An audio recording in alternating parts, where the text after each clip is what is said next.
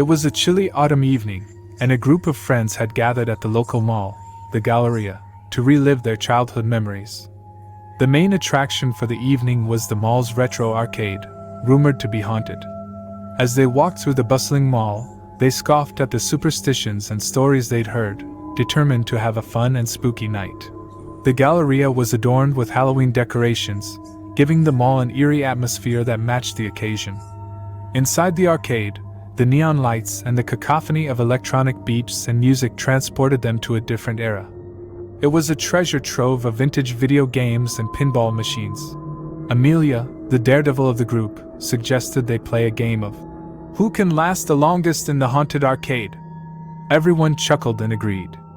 The arcade machines, once the pinnacle of entertainment, now appeared worn and ghostly in the dimly lit room. As they selected their games, Amelia was drawn to a vintage pinball machine with a faded, weathered, haunted mansion motif. She inserted her tokens, and the machine sprang to life with eerie lights and spine-tingling sounds. "Watch out, Amelia. You might wake up some real ghosts," Jake teased, his voice echoing in the cavernous space. Amelia laughed, but her smile wavered as the lights flickered and the arcade machine seemed to respond to her presence. An old Pac-Man machine, which shouldn't have been operational, blinked to life, its screen displaying a chilling message.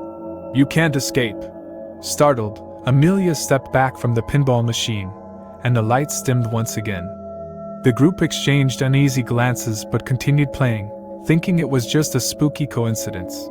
Their unease deepened as they moved to the claw machine. When Jake tried to grab a plush teddy bear, it released a grotesque, life-size doll with a sinister grin that sent shivers down their spines. "Okay, this is getting weird," Lisa said, her voice trembling. "Is someone messing with us?" Before they could ponder further, the air hockey table activated on its own. The puck shot out at an incredible speed, narrowly missing Jake's throat. The group gasped in horror and bolted toward the exit, but the doors refused to budge. Amelia frantically pressed the emergency button by the exit, but there was no response. Panic began to take hold as the realization set in that they were trapped in the haunted arcade. The vintage arcade games surrounding them seemed to taunt them with their eerie dialogue. The Donkey Kong machine shouted, "You're next!" The claw machine continued to release disturbing dolls, each more grotesque than the last. As they huddled in fear, the whispers of ghostly children filled the arcade. "Play with us forever," they echoed, sending shivers down their spines. The group huddled closer, their faces pale with terror, as the haunting games showed no mercy. The Pac-Man machine taunted them again. "You can't escape." The eerie lights and sounds grew more intense, and the group realized they were facing something beyond their understanding. Suddenly, a chilling wind swept through the arcade, extinguishing the neon lights. When the power was restored, the arcade machines had gone silent, and the exit doors had unlocked. With trembling hands and pounding hearts, they rushed out of the arcade, leaving behind the haunting machines and their unnerving dialogue. The mall was once again bustling with shoppers, completely unaware of the nightmare they had just experienced. As they caught their breath and tried to make sense of what had transpired, they knew one thing for certain: they would never again scoff at the stories of the haunted arcade at the Galleria. Their adventure had been all too real, and it left them with a newfound respect for the mysteries that might lurk in the places of their childhood.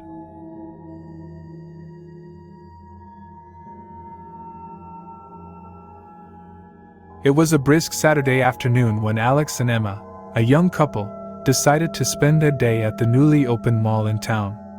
The mall, known for its innovative attractions, had been buzzing with excitement, and one attraction, in particular, had caught their attention: the Mirror Labyrinth. The Mirror Labyrinth promised an otherworldly experience. It was said to be a labyrinth of mirrors that would distort one's reflection, creating an illusion of infinite possibilities. It sounded intriguing, and they couldn't resist the temptation of a unique adventure. They purchased their tickets and entered, not fully comprehending the mysterious nature of the attraction.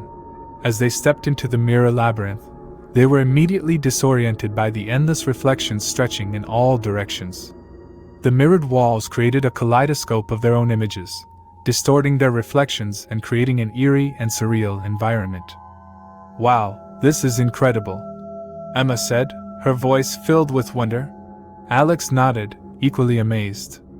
They held hands and decided to venture deeper into the labyrinth. With each step, they found themselves surrounded by countless reflections of themselves, creating a sense of otherworldly beauty. They laughed and twirled, enjoying the optical illusions that played tricks on their eyes. But as they went further into the labyrinth, they began to lose their sense of direction. The reflections seemed to multiply, and it became increasingly difficult to tell which path was the real one. The disorienting effect was beginning to take its toll on their confidence. "We should find our way out," Alex suggested, his voice tinged with concern. Emma nodded, her initial sense of wonder turning into a growing sense of unease. They retraced their steps, or so they thought, but the reflections seemed to mock their attempts to escape. As time passed, their sense of panic grew. The labyrinth was vast and seemingly endless, and every reflection they saw seemed more distorted than the last. Emma's reflection whispered dark secrets, while Alex's seemed to laugh menacingly. Their own reflections were turning against them. "Alex, this isn't right. We need to find a way out," Emma said, her voice quivering. "I know, but I can't figure out which way we came from," Alex replied, his frustration building. The labyrinth grew darker as the reflections became more grotesque, mocking and tormenting them. Emma's reflection sneered. "You'll never find your way out." Alex's reflection repeated the words in a chilling tone, as if they were trapped in a nightmare. In their desperation, they picked a path at random and followed it, hoping it would lead them to the exit. But the endless reflections only deepened their confusion. They began to hear strange whispers that seemed to come from the mirrors themselves. "Play with us forever." The whispers echoed, sending shivers down their spines. The labyrinth seemed to take on a sinister life of its own, and the mirrored walls seemed to close in on them. Panic set in as they realized that they were trapped in a nightmarish world of distorted reflections, and the way out remained elusive. The darkness and disorientation only intensified, making it impossible for them to distinguish reality from illusion. Finally, they stumbled upon an exit that appeared no different from the rest. They rushed through it, emerging from the mirror labyrinth back into the bright, bustling mall. They were disheveled and terrified, and they couldn't explain what they had just experienced. As they looked back at the entrance to the mirror labyrinth, they saw their own reflections still trapped inside, screaming in agony. The distorted, grotesque versions of themselves reached out from the mirrors as if begging for release. Tears welled up in Emma's eyes as she clung to Alex. "What just happened in there?" Alex shook his head, unable to find the words to explain. They left the mall, vowing never to return to the mirror labyrinth. It was an experience that had shattered their sense of reality, and they knew they had come dangerously close to being lost forever in a world of distorted reflections. As they drove away from the mall, they couldn't shake the feeling that the labyrinth had left a lasting mark on their souls, a reminder that some mysteries were better left unsolved.